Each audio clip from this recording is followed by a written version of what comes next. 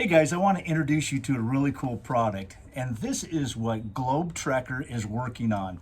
As you can see, it's got some really hard, this is some really dense PIR foam, which is a whole lot better than PUR, which is really squeezable.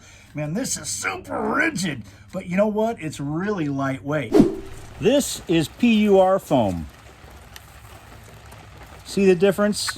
And right here you can see that it has a thermal break, and it has these aluminum tubes every 2 feet that you can run all your wire in. I'm going to give you a little close-up here too, because this is really cool stuff. Check this out really close.